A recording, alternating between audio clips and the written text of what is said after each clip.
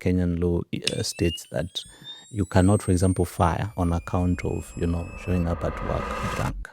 Welcome to HR Uncensored. I'm Juliet Gateri, a HR consultant with over 15 years of experience, and I help organizations across industries build structure, manage performance, and navigate complex people dynamics. How do you deal in instances where the burnout is caused because of performance and it is required that we perform? Pop psychology actually does more harm than good, right?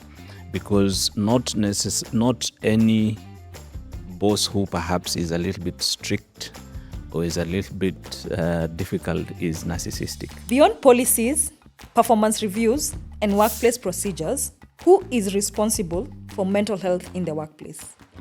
I asked somebody who came to see me just to go and investigate how much cover do they have, for psychosocial.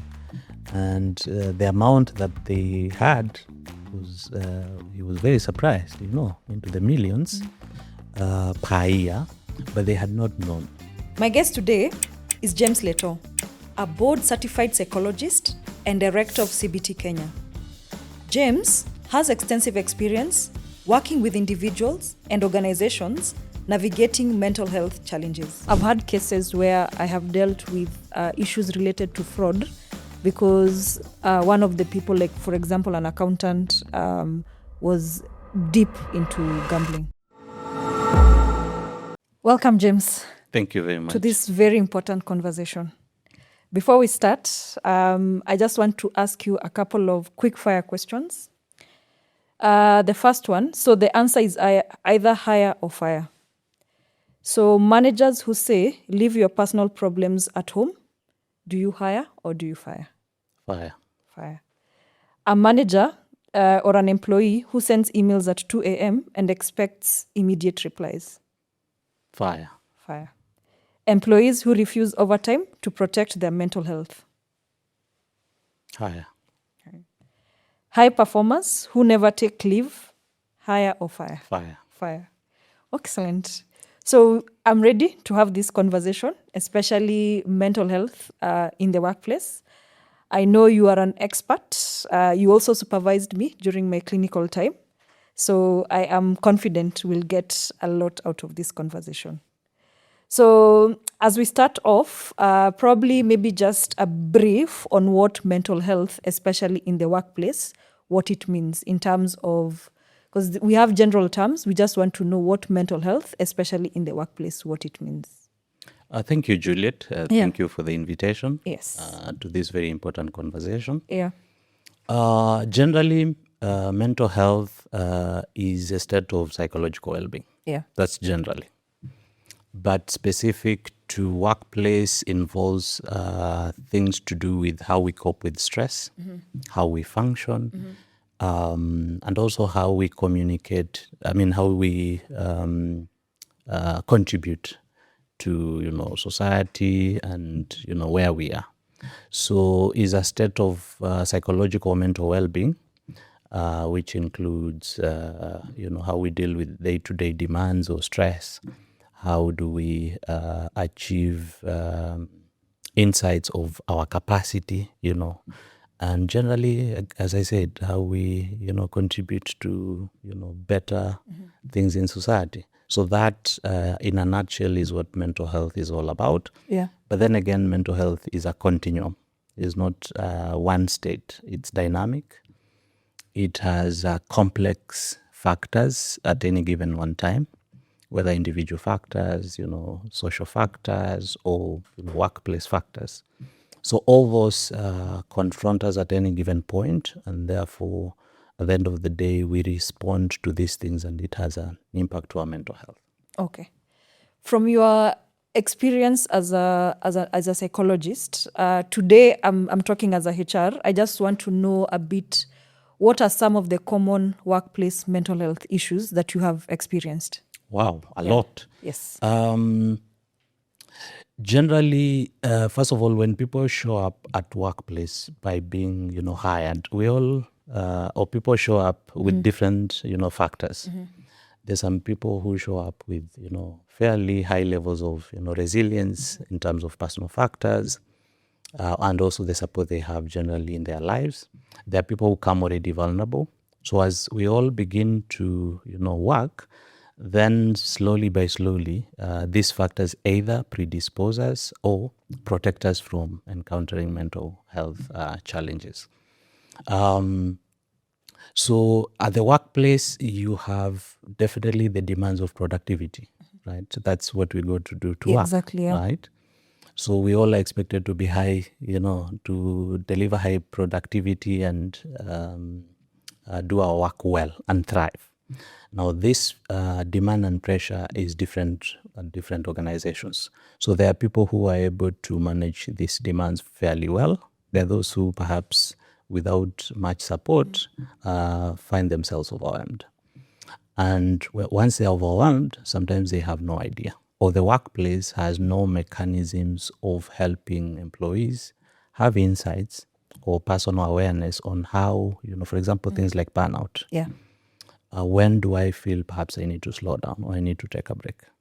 Now, if that detection is not there, gradually then, you have issues to do with perhaps even substance abuse. You have, burnout, as I said, you have depressive issues. And then again, not necessarily that the workplace causes, but perhaps, has triggers and sometimes underlying conditions like things like, bipolar and others show up. So these are some of the things that I deal with at the practice. Yeah. But then again, the employees, just like any other human being, is exposed to factors outside of work. Yeah. Perhaps somebody is a parent and is confronted with, the demands, financial demands, family demands, and all the financial demands, legal demands, all these demands definitely have an impact on an employee. Okay. And perhaps because we spend quite a bit of time at the workplace, they definitely will show up there. Yeah. So we'll start seeing productivity challenges, how people relate with colleagues. So we begin to see a lot of these challenges. And of course, the HR is the one usually who is The first in contact. yeah, to deal with these things. Yeah. Okay. From my HR experience, I've dealt a lot with substance use and gambling. So, as from a HR perspective, what are we supposed to do when dealing with those issues? And some of the issues you've said, they might not be caused by, things happening in the workplace. So, things to do with substance use and gambling. So, how do we deal with that as HR? Very good question. The first thing which is useful is that the HR needs a bit of training. Perhaps that will help appreciate, first of all, even if generally, where likely some of these things begin, or what are the causing factors of these things. So a bit of awareness, general mental health awareness or well-being awareness. Then from that standpoint, it helps then the HR navigate what then are the steps, the interventional steps to follow. For example, substance abuse for the longest used to be viewed as a discipline issue. Yes. And perhaps that is old school now. Today, it still happens. Sure. Yes. But that thinking Yeah. is old school. Yeah. Now we know better.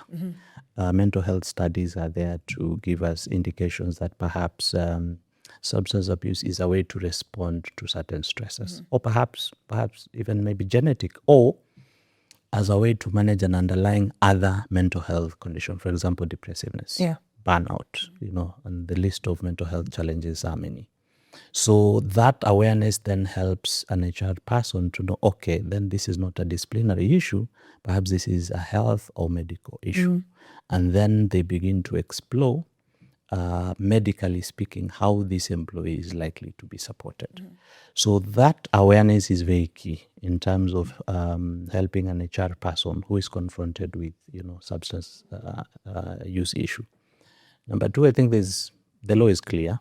Today, I think the Kenyan law states that you cannot, for example, fire or dismiss an employee on account of, showing up at work drunk.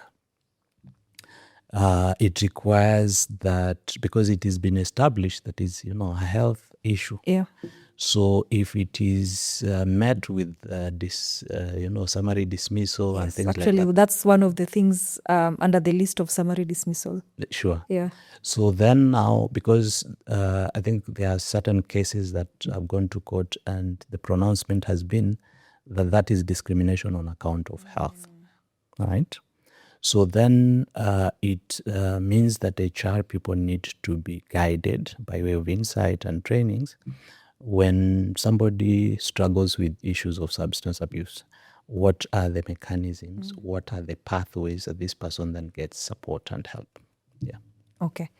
Gambling has also been a very big issue. I've had cases where I have dealt with issues related to fraud because one of the people, like for example, an accountant, was deep into gambling, especially I think something called Aviator.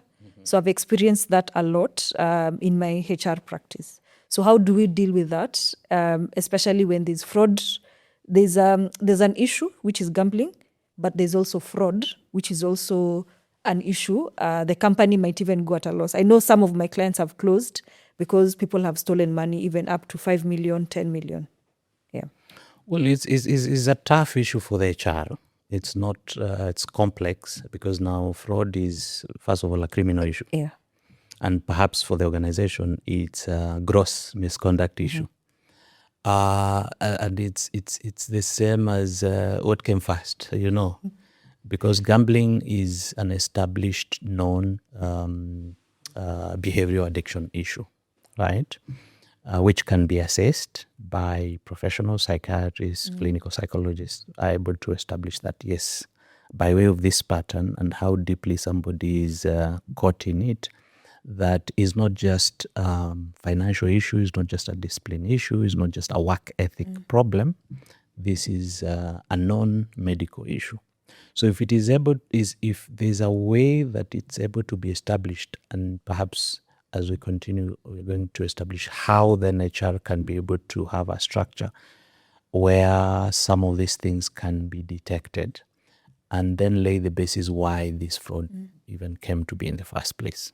And once that is established, then perhaps solutions can be sought so that one, this person is able to enjoy support, be able to get treatment or rehabilitation from gambling. And therefore, after that, then even get the insight that perhaps, and mind you, that the person who is involved in gambling might not necessarily even be aware that they're addicted to gambling. Exactly. Right? Yeah. Yeah. Okay. You've touched issues to do with burnout. So in instances where some organizations are very intense and they require results. So how do you deal in instances where the burnout is caused because of performance and it is required that we perform? I'll give you an example. There's recently we've seen, I think for the past 1 or 2 years, a lot of CEOs and C-suite level executives, those are high performers. So there are instances where most of them have taken their lives and most of them are men. So how does HR balance, or even not even HR, a business owner balances a high performer who wants to perform and they are burning out here? Sometimes we don't see the signs. We just hear the news, this is what happened. So from our lens, we see this person is successful, they're high performers. So at that point, how do we protect the company? And how do you the signs? What signs can we tell this high performer burnout might cause something dangerous in future? Well, workplace mental health is a growing. There's a growing interest into workplace well-being, and we in the mental health field, we are very happy about that. Yeah. Right. That there's growing interest into the well-being of employees. Certainly, employees or human capital is the most important asset for any organization. And the organization that tries to promote prevention of mental and general well-being, perhaps they have a strategic advantage, Yeah. right? Because you're protecting your most important asset, which are the human capital. Having said that, that then presupposes that the organization proactively engages its staff on well-being vis-a-vis performance, because you cannot perform well if you're unwell, right? So of course, it's a delicate balance, but there are things that perhaps are already known, studies have been done, that can improve well-being and, of course, avoid burnout, because burnout by itself is already a crisis point. So how do we ensure that we do not firefight by way of dealing with crisis? So one, for example, some of the organizations we deal with, one of the things we've suggested is that there's some kind of burnout assessment, perhaps quarterly. Now, of course, before this assessment is done, there's conversation around it, right? And then now we perhaps provide or help develop tools with this organization so that they're able to give to the employees from time to time. And they can be done anonymously or individually, so that you're able to sort of monitor, am I burning out? And if you feel that you're getting closer there, what are you supposed to do? All right? There are those who perhaps also pursue the idea that for all our employees, whether there's an issue or not, at certain frequencies, you show up and see mental health, specialist, counselor, psychologist. Not because you're crazy, not because there's something wrong with you, but just as a way of a wellness check. Now, these few practical things go a long way, first into promotion of well-being, and number two, prevention of burnout. And equally is also important that in that discussion, there's also conversation about how do you improve performance without necessarily affecting your well-being. Those are some of the things that practically we have been able to do with firms or corporates that we partner with in providing that service. But it can also be suggested to organizations so that they're able to have that conversation. Okay. Before we go to your intervention, I'm really keen to understand how the process looks like. I had another question: a HR person or a business owner, how do they deal with clinical issues? Somebody has already has bipolar or schizophrenia or has a learning disability, and these are things HR are not trained. The business owners are not trained. So how do you deal with those issues? Good. It's important to note that HR, or however the organization is structured, and whoever deals with personnel issues doesn't take the burden of being a therapist. Okay. Right? Or a psychiatrist. But that happens a lot. Sure. Yeah. And that is something that perhaps doesn't need to happen. Yeah. Why? Is because then first, as you have asked earlier, they do not have the requisite training. But perhaps what they can benefit from is support. There are some organizations that deliberately partners with mental health providers, so that some of these questions then are able to be given proper perspective, and then even intervention options are given. Look at the example of law and organizations. Many organizations, well, because it's also been there longer, have a legal consultant, right? So any legal matters, we are quick, and it's very clear that we'll always consult the legal expert to deal with those things, right? The same is what perhaps could Needs happen to happen, on yes. mental health. Yeah, but perhaps law has existed perhaps in this country longer than mental health. Mental health is a fairly new space, new field. The conversations are not as familiar, and perhaps with a lot of stigma. So it is understandable that how to navigate around it is not as straightforward. Okay. But the same approach perhaps is what can be prescribed, that every organization perhaps identifies a firm or an individual or a consultant who then can be on call to the HR, so that some of these things can be able to be dealt with. As you've asked, clinical matters, of course, then are able to be given a clinical perspective by a trained specialist. Okay. You've mentioned your intervention, how you work with firms. Maybe just give us an overview. how that looks like. Let's say a firm of maybe 30, 50, 100 employees. There are a lot of mental health talks, but I don't know what's your opinion. I have a different opinion on that. So how does your intervention look like to make sure that the people supporting people are able to, have more awareness and are able to see the signs of something might be wrong somewhere? Good. Well, conversation has its place. Yeah. Definitely. And generally, our observation, across time, has shown that, for example, Kenya, we've done quite well Yeah. in terms of having conversations around mental health, and we don't need to take that away. It has its place. For example, just something like interventions to alcoholism or drug abuse.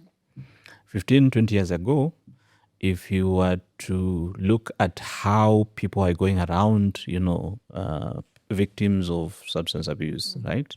Sometimes they would be taken to police. Yeah, there was a lot of stigma. Aha. Yeah. Today, if you go to the streets and ask, randomly, and ask if somebody has, alcoholism problem, where do I go? How do I assist them? You will not miss a good number of people saying rehab. Now, it's because of our awareness that now just matching the problem with the appropriate solution, that alcoholism is not a crime or, a misdemeanor that somebody needs to go to police. Yeah. And perhaps discipline is not the solution. It's a medical issue. So to that extent, then conversations are important in terms of facilitating insight.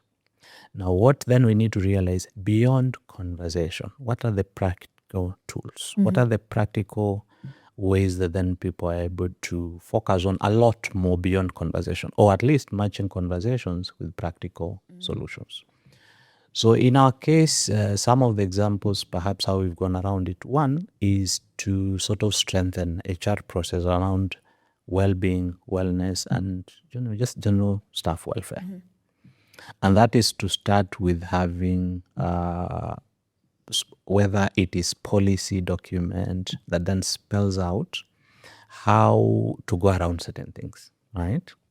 So that means that, not just HR, but managers undergo certain training so that we together come up with a document or a policy document or guidelines that then helps not just the HR, even supervisors or line managers on how to deal with employees who manifest things that would be considered early signs of somebody dealing with depressiveness or any other clinical or psychological condition. So now beyond conversation is now there's a document, a reference point, so that, for example, if somebody at workplace is overwhelmed, also there are certain things that happen at workplace. Lately we've had floods. And we've seen people trapped, some people have died. Now, when such happens and it's, a crisis that needs to be dealt with, so how do we go about having, for example, psychological debrief, psychological first aid as a first line of defense when such things occur? Now, those perhaps are contained in policies. Now, that is a practical step beyond conversations that then guides, irrespective of today you have one HR, tomorrow perhaps you have another one. And before they get that training, they have a document to refer to. So that goes along. And in our experience, we've seen that goes a long way in supporting HR. They don't feel lost. They don't feel overwhelmed, because HR people can get overwhelmed. Okay. Yeah. And when it comes to, you've mentioned something to do with stigma and also seeking help. There's a lot of stigma, especially an employee goes to HR to request that they would need some sort of psychological support. So there's that stigma that this HR, if I tell them my problem, they're going to announce it to everyone. Or the company might send me to a rehab, or they might send me to Madare. I think the biggest fear of everyone that I have worked with is being taken to Madare. Yeah. And that right there is stigma. Yeah. Because even the Madare itself, that old tag is not what it is. Exactly. Right? Yeah. It's actually, for me, I feel it's among one of the best facilities, especially when it comes to cost. Yeah. Well, stigma exists because of ignorance, definitely. And the best way to deal with stigma is to confront, not to avoid topics as if they are taboo topics, but really to, confront and have bold conversations. And it takes leadership. So the duty bearers are leadership and who perhaps set the tone of the organizational culture. So if the organizational culture is against, stigma, then, it affects the whole organization.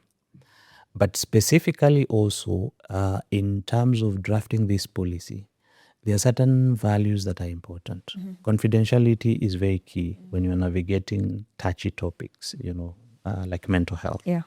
So that is something that needs to be very key in terms of how to navigate staff or situations where you have mental health, challenges. Yeah. So that it is handled with sensitivity, but most important, with dignity, because we all, deserve to be dealt with some level of dignity, irrespective of the mental health or wellness status. Yeah. So if that can also be anchored in policy, that when an employee, first of all, are there pathways that are safe for an employee? So creating some safety mechanisms so that it is facilitative of people to feel vulnerable and receive or ask for help goes a long way to making people feel they can trust, the organization, they can trust the HR, they can trust their line managers.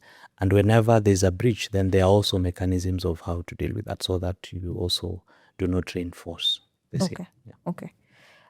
Speaking about resources and also support, there are so the SMEs, there are some SMEs who might not have those resources to, for example, come and tell James Leto, come and, help support us in creating a policy, or if somebody has a substance use, they support them in going to rehab. Some big organizations have that policy in place. They even have medical cover. But what about the smaller organizations who sometimes even struggle with payroll? So how then now this mental health has come up, and it's not a revenue-making situation. So how do they deal with mental health in the workplace? One is that the question I think today is what happens if people organizations do not proactively deal with these things. Yeah. Why? Because of cost issue. Perhaps maybe they are not aware that, for example, NACADA supports organizations in developing substance abuse and treatment policy, right? And they do not, if my memory is correct, they do not channel an arm and a leg to develop such. All an organization needs to do is to reach out to NACADA, right? Because, they are known for dealing with for a long time and they do a good job. And that is their mandate anyway. So they're able to support SMEs and small firms on how to come up with such policies. And by extension, general mental health policy.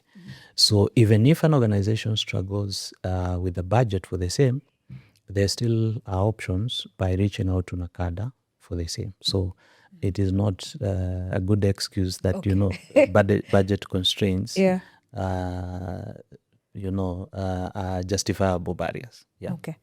And what would you advise when even a big organizations, the ones who can afford medical cover, so how does that cover look like for an employee to be able to access, let's say, therapy sessions?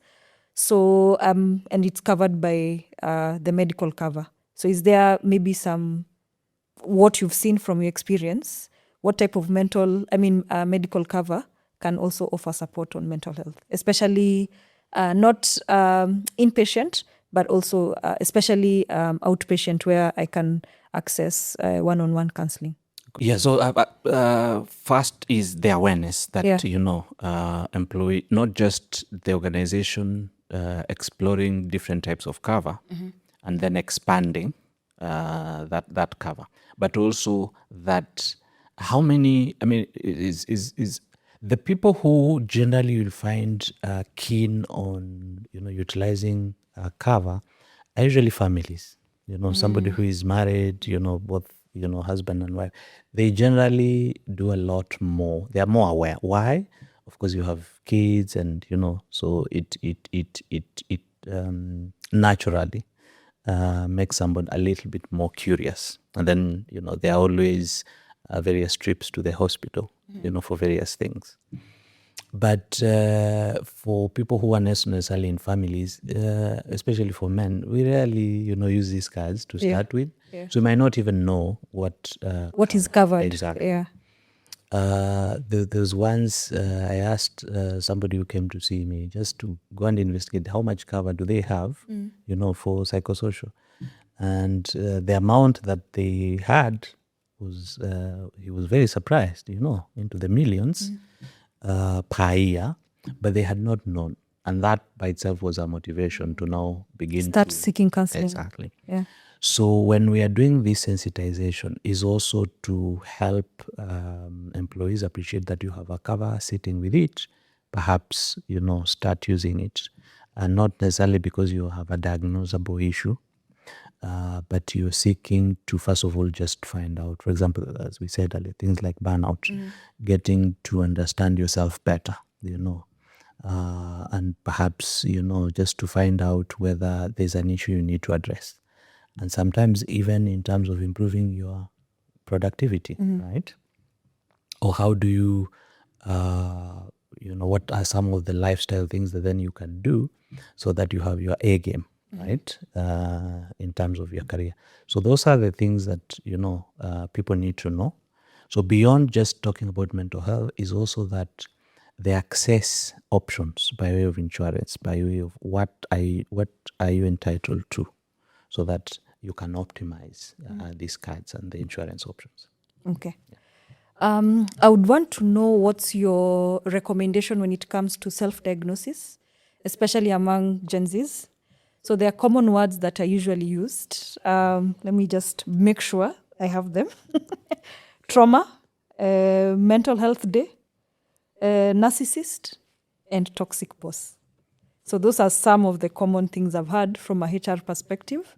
And they're used in most times, like a mental health day is used when somebody is not, doesn't want to be accountable when they don't show up for work. Yeah. Not a good idea. Okay. Self-diagnosis is not a good idea. The same way we don't self-diagnose, even with physical things, unless, somebody has prior understanding, so that they're benefiting from that conversation with a specialist. But these buzzwords, or sometimes we call it pop psychology, actually does more harm than good, right? Because not any boss who perhaps is a little bit strict or is a little bit difficult is narcissistic. Yeah. Not every work environment is, toxic work environment. Not every experience that perhaps overwhelms us is necessarily traumatic. These are words that us in the mental health field and practice use it because of assessment and diagnosis, so that then there's a criteria for using such words. Just like initially, there was, before these expanded labels came into being, there was two, which was stress and depression. People say, I'm depressed. I remember, 20 years ago and beyond, people used to have a challenge between, are you stressed or are you depressed? So they would use these two words loosely. Today, of course, the social media has expanded our, mental health literacy. So we have, a way with these words. But perhaps beyond just using it to make that conversation is that the one value of the commonality of these terms is that it makes conversation easier. That I might not necessarily accurately talking about trauma or narcissistic personal profile, but then it helps move a conversation. At least we have some words to facilitate conversation and nothing beyond that. Although then, of course, we end up with the risk of, So if somebody comes and says these words, as a HR, I'm supposed to recommend they see a specialist. well, first of all, the caution Okay. that unless it is coming from a professional who has assessed, then we perhaps refrain from using such words until it is determined, right, by professionals. I think that's the best way to go. So let professionals do their job. Okay. Yeah. So who's responsible for mental health in the workplace? Is it the HR? Is it the business owner? Or is it individual responsibility? Is an issue of everybody being involved, actively participating, and of course there's extents to which all these three categories take responsibility. At the individual level, of course, there are things an HR cannot do for you. For example, having a healthy lifestyle. That is individual responsibility. Whenever there's an issue, seeking help is individual responsibility. For the HR, of course, their job is interacting with personnel. So constantly seeking ways to improve, personnel well-being, and also looking at ways of productivity improving. That is their role. But also different organizations have different challenges. There are organizations that by its very nature predisposes people to certain challenges. For example, a place like a hospital, and you have an emergency section, and sometimes we have disasters, and then people flood into this hospital, and the staff are forced to deal with very serious things. Now that by itself, the nature of work predisposes staff to severe reactions, right, including trauma and things like that. So in that case, it can't be an individual responsibility. It is the larger organizational, even leadership, right, to take responsibility and say, how do we take care of our staff? Because the nature of our job is to deal with this kind of challenges. So what mechanisms do we need to develop so that it is a systemic, sort of support and not individual, responsibility. Okay. We are about to close. So I want to give you a few more questions on the same quick fire questions. The first one, a top performer struggling with substance use, hire or fire? Fire. Fire. By the way, what does fire and I need also to... So it can either mean somebody we either retain or we let go. Okay. So employees self-diagnosing mental health issues from social media, hire or fire? Wow, okay. I would say higher. Hire. Yeah. Okay. An employee discloses a diagnosis of schizophrenia or bipolar disorder during the hiring process, hire or fire? Higher. Hire. A high performer who never takes leave, hire or fire? Fire. Fire. Okay. Thank you, James. And in closing, what one piece of advice can you give HR leaders, business owners and managers when it comes to things related to mental health? Just one piece of key advice. One is try to learn more through, of course, professionals who are there. If none is available, then, you can always look around for, the field is also growing. There are many providers. So proactively seek to appreciate and expand, the understanding of mental health, both as the organization, the leadership, but also employees. And not just because sometimes is also by cadre. Even to the low-level staff, they need to access the same awareness. Two is do not appoint yourself as a therapist. That is a no, right? Because first of all, mistakes can happen. Yeah. Harm can happen. Yeah. So let professionals, experts do that work. So HR people are not trained therapists. So, and if you do that, then you're playing two roles. So conflict of interest, is likely to interfere and make things a lot more complicated. And the last bit is that performance, productivity, and mental health is not an individual issue.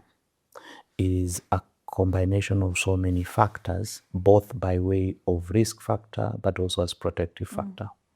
So having that appreciation, then it means there's a lot more contribution by every player. Yeah. Okay. So thank you very much for joining us. This was a very important conversation. I think I've also learned a lot from you, especially when it came to ADHD. As my supervisor, I really learned a lot from that. Thank you for joining us. Thank you. For our audience, you're not weak for seeking help. So I'll share James Leto's contacts, and if you need help, you're free to contact him. Thank you very much. This episode is brought to you by Alternate Doors, your HR business partner.